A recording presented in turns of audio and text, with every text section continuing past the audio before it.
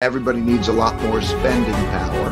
That the wealth gap today is the largest since it was in the 30s. The Soviet Union was never economically comparable rival.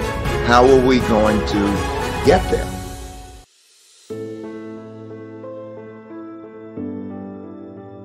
What I learned through my life is that all the surprises, the big surprises and mistakes I made, whenever they occurred, were things that didn't happen in my lifetime before, but happened before my lifetime. Like in 1971, I was clerking on the floor of the New York Stock Exchange. August 15th, I remember it very well. Nixon announces that money as we know it is not any longer going to exist, and people wouldn't accept money, dollars in Europe. And I went on the floor of the New York Stock Exchange where I'm clerking the next day. And I thought there was a crisis, and I thought the stock market was going to go down a lot, and the stock market went up a lot. And then I said, okay, well, why?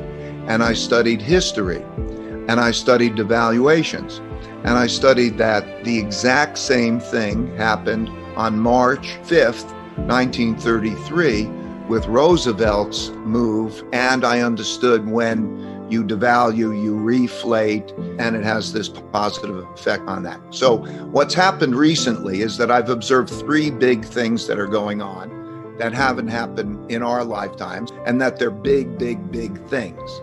And so those three big things led me to want to study them in history. And they are what's going on with money and credit as you have a zero interest rate. And everybody needs a lot more spending power. The production of a lot of debt that is monetized and directed by the central government to the places they want it to go, because the capital markets won't get them there in that way. That phenomenon came loud and clear through COVID, but it existed before. And so that leads me to the supply and demand of money and credit. And I realized who gets it and who doesn't get it drives not only the markets, it drives our lives.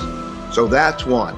The second factor is the emergence of populism and the wealth gap. So when Donald Trump got elected, and there's a lot of populism around the world, that didn't used to happen in developed countries in the same way. And I decided to study the distribution, the deciles.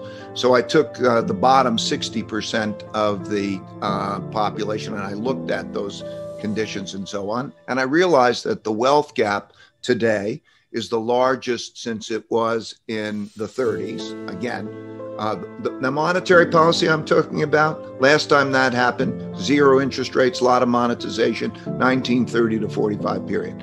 The wealth gap and the conflicts that we're dealing, last time that happened, 1930 to 45 period. We have conflicts primarily over money and wealth, and that defines tax policy. So when we look into the new administration, whatever that may be, we're going to think about those policies. I needed to put that in perspective. And then the third is the rise of a great power to challenging an existing great power. The world order that we're in began in 1945. The United States won the war. Basically, it accounted for 50% of the world's economy, had 80% of the gold. Gold was money. And so we built a dollar-based and US-based order. And now we're in a position where the Soviet Union was never economically comparable rival. They had nuclear power, but not the same. And so we're now seeing every day that rivalry. And as you know, like me, like you, will go there and we know the people, makes decisions and so on and so forth. And so by being able to see that, we perceive changes pertaining to that. So those are the three factors of our lifetime, which then said, I need to go back and find out what determines a reserve currency and not. So I went back 500 years because I needed the cycles. It used to be the Dutch Empire, the British Empire, and the American Empire, and so on. You can't print the money. That means you either have to raise taxes or cut spending.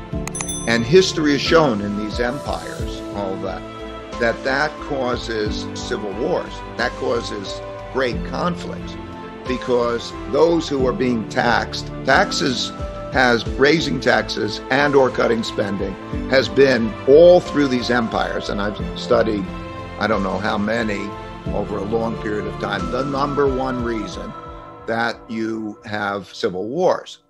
So yes, it's easy to say we have to earn more than we spend and so on. But in this environment, in this highly fragmented environment, how are we going to get there?